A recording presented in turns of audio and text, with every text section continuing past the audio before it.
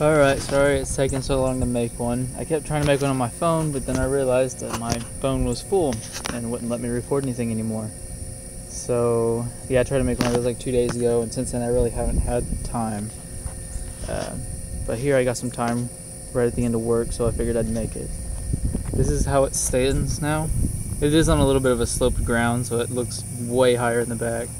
But it's just a factory 2-inch lean like it had before, the rake. 7 in front, 7 in back.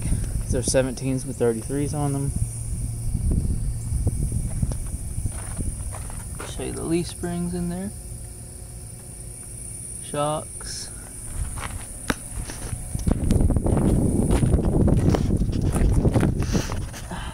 Blocks. That's the rough country blocks that come with the 3-inch spindle lift. They're just 1.5 inches. And then the other ones, the rustier colored ones, are Pro Comp 3.5-inch lift blocks. So there's 5 inches of block there, and they're welded together, so don't give me the earful that they're gonna come apart. I've hammered this thing pretty hard so far, and it hasn't come apart, so doubt it will. Unless I just freaking hit it real hard, but don't plan on tearing it up.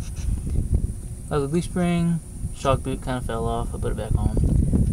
Brake lines. I actually got, you know, plenty of play here.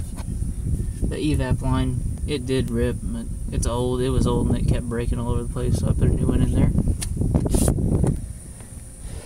Tire, pretty good tread.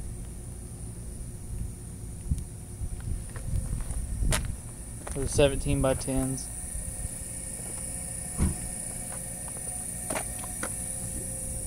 There's the coils, rough country shocks that come with the 3-inch lift, and the spindles that I already had.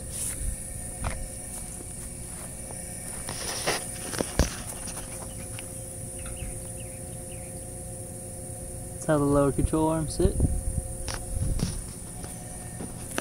The truck is properly aligned. I do have the picture of the computer program thing that they use to prove it. And you can see pretty well here that it is.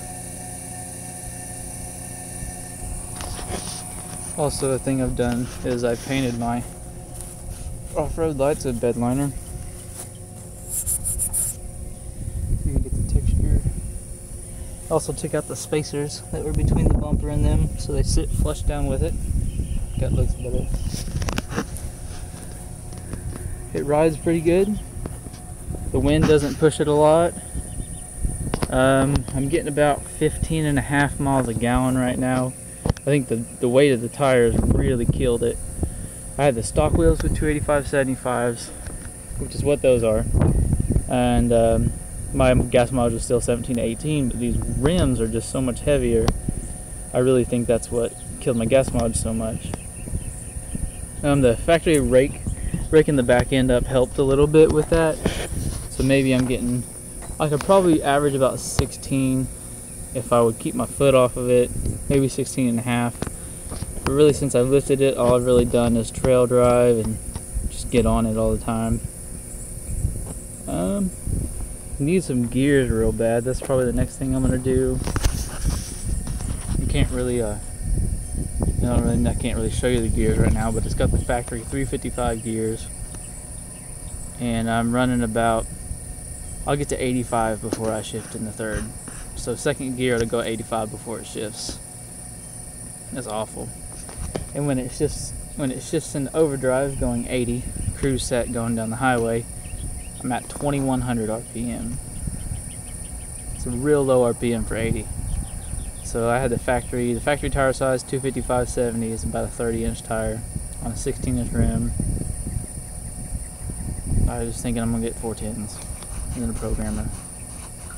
But all in all, that's what I'm gonna do in the meantime. I got my Super Duty mirrors in, so I'll be putting those on soon. Make a video of that.